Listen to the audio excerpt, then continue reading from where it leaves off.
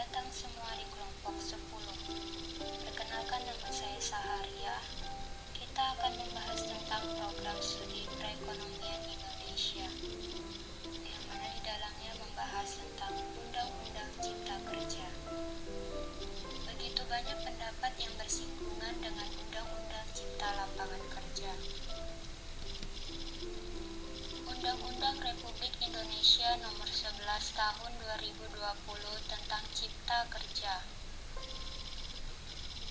atau sering disingkat dengan UU Ciptaker atau UU CK.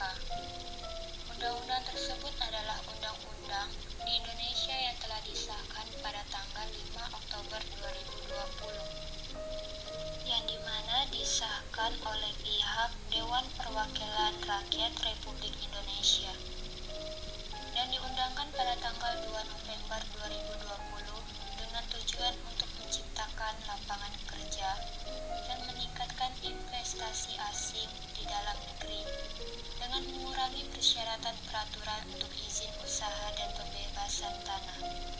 Undang-undang ini juga sering disebut dengan Undang-Undang Sapu Jagat atau Omnibus Law. Undang-Undang Cipta Kerja menuai kritik karena dikhawatirkan akan merugikan hak-hak pekerja, serta meningkatkan deforestasi di Indonesia dengan mengurangi perlindungan lingkungan. Rangkaian unjuk rasa untuk menolak undang-undang ini masih berlangsung dan menuntut agar undang-undang ini dicabut. Sementara untuk isi dari Undang-Undang Cipta Kerja, yaitu merevisi sekitar 79 undang-undang yang telah ada sebelumnya. Salah satunya yaitu televisi digital.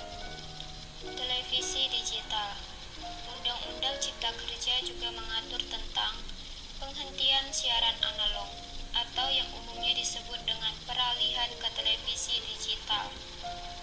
Menurut undang-undang ini, penghentian siaran analog akan terjadi paling lambat 2 tahun sesudah undang-undang ini diberlakukan. Undang-Undang Cipta Lapangan Kerja tidak hanya perubahan pada sektor ketenagakerjaan, tetapi Undang-Undang Cipta Kerja juga mengubah regulasi di sektor telekomunikasi, penyiaran, dan pos. Salah satunya adalah siaran televisi analog akan dimatikan dan beralih sepenuhnya ke siaran digital. Dengan disahkannya Undang-Undang Cipta Lapangan Kerja, maka siaran televisi analog akan dimatikan pada tahun 2022 mendatang dan beralih sepenuhnya ke penyiaran digital. Adapun ketentuan yang mengatur tertuang di dalam pasal 60A Undang-Undang Cipta Kerja yang berbunyi 1. Penyelenggaraan penyiaran dilaksanakan dengan mengikuti perkembangan teknologi termasuk migrasi penyiaran dari teknologi analog ke teknologi digital. 2. Migrasi penyiaran televisi terestrial dari teknologi analog ke teknologi digital sebagaimana dimaksud pada ayat 1 dan penghentian siaran analog atau analog switch off diselesaikan paling lambat 2 tahun sejak mulai melakukan undang-undang ini. 3. Ketentuan lebih lanjut mengenai migrasi penyiaran dari teknologi analog ke teknologi digital sebagaimana dimaksud pada ayat 1 dan ayat 2 diatur dengan peraturan. Saya Fitri Susanti. Di sini saya akan membahas tentang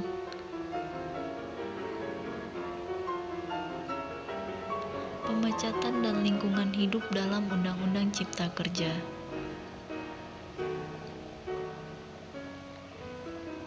Undang-Undang Nomor 11 Tahun 2020 tentang Cipta Kerja. Di sini dijelaskan bahwa memberikan perlindungan dan kepastian hukum bagi para pekerja yang mengalami PHK dari perusahaan.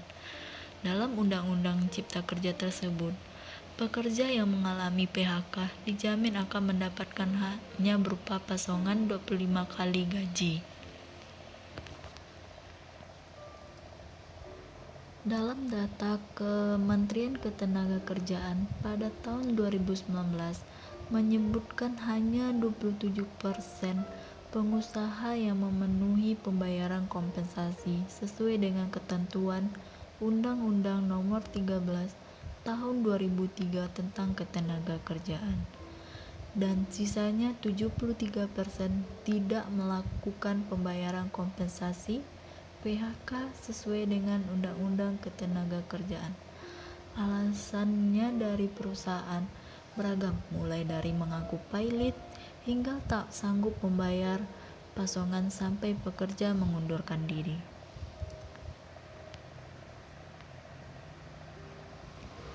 Dalam Undang-Undang Nomor 13 Tahun 2003 tentang perusahaan yang tidak membayar pasokan pekerja hanya bisa dituntut secara perdata.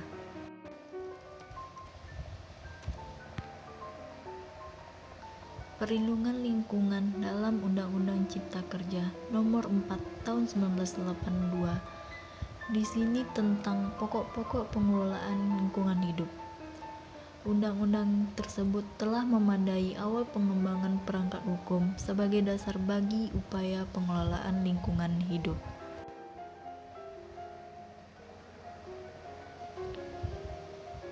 Dalam Undang-Undang Nomor 23 Tahun 1997 tentang pengelolaan lingkungan hidup, konsepnya tentang primitif, preventif, dan proaktif yang diperkenalkan untuk mencegah penurunan daya dukung dan daya tampung lingkungan hidup.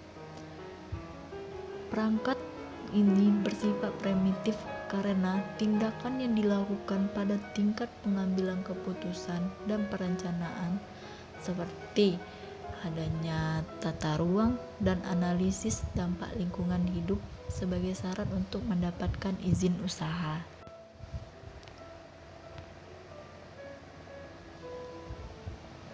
Dalam Undang-Undang Nomor 32 Tahun 2009, di sini tentang perlindungan dan pengelolaan lingkungan hidup. Sama halnya dengan Undang-Undang Nomor 23 Tahun 1997. Salah satu hal utama yang diatur adalah memperkenalkan rezim pengaturan izin lingkungan sebagai syarat terbitnya izin usaha.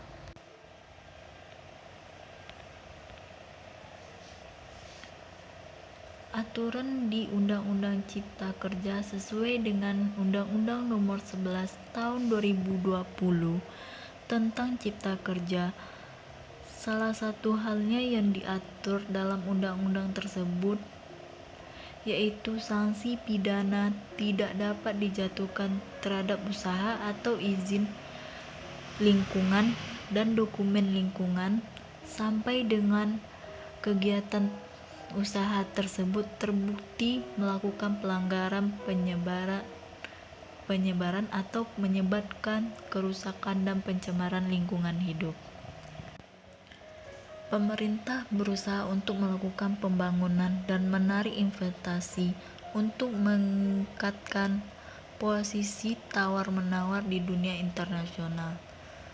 Di sisi lain, upaya perlindungan dan pengelolaan lingkungan tetap harus dijalankan untuk mencapai keberlanjutan. Untuk menuju keseimbangan populasi dan sumber daya alam dalam rangka mencapai kehidupan yang berkualitas. Dalam halnya, bentuk polisi atau kebijakan nasional pengelolaan lingkungan hidup yang baik dan memadai itu tujuannya untuk mewujudkan masyarakat Indonesia yang mandiri, maju, adil, dan makmur melalui percepatan pengembangan di berbagai kegiatan mengacu pada 7 agenda pembangunan atau prioritas nasional, terutama pada prioritas nasional membangun lingkungan hidup, meningkatkan ketahanan bencana, dan perubahan iklim. Halo, perkenalkan nama saya Ratna Elizabeth. Saya dari kelas B220. Di sini saya akan menjelaskan mengenai 6 aturan investasi yang diubah Undang-Undang Cipta Kerja. Nah, jadi ketentuan syarat hingga perizinan investasi akan berubah sesuai ketetapan yang tertuang dalam Undang-Undang Omnibus Law Cipta Kerja atau Ciptaker. Dalam belai tersebut, pemerintah sengaja mengubah sejumlah ketentuan terkait investasi guna menarik aliran modal ke dalam negeri. Selanjutnya, modal itu akan digunakan untuk menyerap tenaga kerja Indonesia. Ketentuan yang diubah meliputi aspek kemudahan berusaha, perlindungan, pemberdayaan koperasi, usaha mikro kecil dan menengah, lalu peningkatan ekosistem investasi, percepatan proyek strategis nasional, dan peningkatan perlindungan dan kesejahteraan pekerja. Nah, di sini ada 6 poin undang-undang investasi yang telah diubah oleh pemerintah berdasarkan Ciptaker atau Cipta Kerja. Yang pertama, penerapan perizinan berusaha berbasis risiko dilakukan berdasarkan penetapan tingkat risiko dan peringkat skala usaha menurut penilaian dan potensinya. Penilaian tingkat bahaya dilakukan dengan memperhitungkan jenis kriteria, lokasi, dan keterbatasan sumber daya usaha. Tingkat risiko dan peringkat skala usaha kegiatan usaha ditetapkan menjadi kegiatan usaha berisiko rendah, menengah, dan tinggi. Jelas bagian kedua paragraf 1 pasal 7 undang-undang tersebut. Nah, yang kedua, penyederhanaan persyaratan dasar perizinan berusaha, pengadaan tanah, dan pemanfaatan lahan yang meliputi kesesuaian kegiatan pemanfaatan ruang, persetujuan lingkungan dan persetujuan bangunan gedung, serta sertifikat laik fungsi. Pelaku usaha perlu melaporkan rencana lokasi menggunakan rencana detail tata ruang atau RDTR berbentuk digital dan sesuai standar. Selanjutnya akan diolah oleh pemerintah dan wajib mengintegrasikan RDTR ke dalam sistem perizinan berusaha secara elektronik. Setelah memperoleh konfirmasi sesuai kegiatan pemanfaatan ruang, pelaku usaha mengajukan permohonan perizinan berusaha. Ungkap pasal 14 ayat 6. Ketiga, penyederhanaan perusahaan sektor dan persyaratan investasi. Perizinan usaha terdiri di atas sektor kelautan dan perikanan, pertanian, kehutanan energi dan sumber daya mineral, ketenaga nukliran, perindustrian, perdagangan, meteorologi, legal, jaminan produk halal, dan standarisasi penilaian kesesuaian. Selanjutnya, pekerjaan umum dan perumahan rakyat, transportasi kesehatan, obat dan makanan, pendidikan dan kebudayaan, pariwisata, keagamaan, dan pos telekomunikasi, penyiaran, serta pertahanan dan keamanan. Penyederhanaan untuk masing-masing sektor berbeda-beda antar satu dengan yang lainnya. Keempat, penyederhanaan persyaratan investasi pada sektor tertentu, yaitu perbankan, perbankan syariah, dan pars. Ketentuan yang penyederhanaan ini meliputi persoalan modal dan mekanismenya.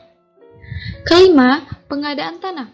Untuk kepentingan umum dan prioritas, pemerintah akan dilakukan melalui mekanisme pelepasan kawasan hutan untuk instansi pemerintah dan pelepasan kawasan hutan atau pinjam pakai kawasan hutan untuk swasta. Pemberian ganti rugi dapat diberikan dalam bentuk uang, tanah pengganti, pemukiman kembali, kepemilikan saham, atau bentuk lain yang disetujui kedua belah pihak. Pasal 36 ayat 1. Lebih lanjut, pemerintah akan membentuk bank tanah untuk memenuhi kebutuhan dan mengelola tanah yang ada di dalam negeri. Bank tanah nantinya boleh digunakan untuk kepentingan umum, sosial, pembangunan, pemerataan ekonomi, konsolidasi lahan, hingga reforma agraria. Keenam, pemerintah juga mengatur soal ketentuan investasi di kawasan ekonomi khusus atau KEK, kawasan perdagangan bebas dan pelabuhan bebas, proyek strategi nasional atau PSN, hingga lembaga pengelola investasi. Nah, jadi itu ada beberapa poin setelah terbitnya, setelah diciptakannya Undang-Undang Cipta Kerja 2020 ini atau yang disebut dengan Omnibus Law. Halo teman-teman, perkenalkan nama saya Ella Dita Priyana Harti. Di sini Cipta Kerja bidang perpajakan. Nah, di mana saya telah mengambil 3 poin-poin pentingnya. Pertama itu ada indikator. Indikator atau tolak ukur dalam menentukan apakah suatu negara itu masih dalam tahap berkembang atau sudah menjadi negara maju itu ada 50. Halo teman-teman, perkenalkan nama saya Ella Dita Priana Hardi. Di sini saya akan membahas materi tentang Undang-Undang Cipta Kerja bidang perpajakan. Nah, di mana saya telah mengambil 3 poin-poin pentingnya. Pertama itu ada indikator. Indikator atau tolak ukur dalam menentukan apakah suatu negara itu masih dalam tahap berkembang atau sudah menjadi negara maju itu ada 5 poin penting. Pertama itu ada pendapatan per kapita atau penghasilan masyarakat per tahunnya. Kedua, pendapatan domestik bruto atau PDB. Ketiga, angka harapan hidup atau tingkat kematian dari kelahiran suatu negara tersebut. Nah, keempat, indeks pembangunan manusia atau IPM kualitas penduduknya termasuk dari segi pendidikan. 5. Indeks Gini atau tingkat kesenjangan antara kaya dan miskin. Nah, itulah 5 poin penting dalam indikator Undang-Undang Cipta Kerja bidang perpajakan. Sementara itu, modal Indonesia untuk selangkah menuju negara maju cukup mumpuni, mulai dari sumber daya alamnya, sumber daya manusianya, ataupun demografi atau jumlah penduduk usia produktif. Kedua itu ada poin tentang klaster. Undang-Undang Cipta Kerja disusun dari 76 undang-undang yang terdiri atas 15 bab atau 186 pasal yang mencakup beberapa klaster seperti 1. Penyederhanaan perizinan berusaha. Kedua, persyaratan investasi. Yang ketiga, ketenaga kerjaan. Yang keempat, perlindungan dan pemberdayaan UMKM. Kelima, kemudahan berusaha. Keenam, dukungan riset dan inovasi. 7. Dukungan administrasi pemerintahan. 8. pengenaan sanksi. 9. pengadaan lahan. 10. ada investasi pemerintahan pusat dan proyek strategis nasional, dan yang terakhir ada kawasan ekonomi khusus. Oleh karena itu, untuk penyederhanaan kebijakan dan pengaturan dari berbagai sektor, yang mana dalam Undang-Undang Cipta Kerja memiliki berbagai tujuan sesuai dengan masing-masing klaster dari Omnibus Law. Dan terakhir kita masuk ke Undang-Undang Cipta Kerja yang memuat klaster perpajakan ini resmi berlaku dan diundangkan awal November 2020 dalam Undang-Undang Nomor 11 Tahun 2020 tentang Cipta Kerja. Nah, itulah terakhir sebagai penutup itu dampak-dampak yang terjadi akibat adanya Omnibus Law atau Undang-Undang Cipta Kerja. Yang pertama, batasan maksimum 3 tahun karya kontrak dihapuskan. Yang kedua, TKA lebih mudah masuk ke negara Republik Indonesia. Yang ketiga, pekerja terancam tidak menerima pesangon lagi. Nah, yang keempat itu ada jam lembur tambah dan cuti panjang dihilangkan. Kelima, tidak ada lagi UMK. Nah, dengan adanya ini, pekerja di Indonesia itu mengalami banyak kerugian. Kenapa? Karena mereka bekerja sudah tidak sesuai lagi dengan gaji yang mereka terima. Nah, sekian dari kelompok saya. Saya akhiri dengan Assalamualaikum warahmatullahi wabarakatuh.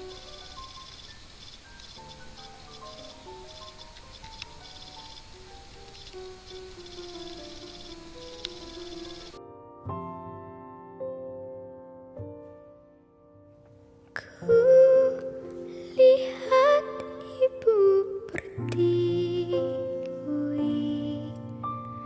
sedang bersusah.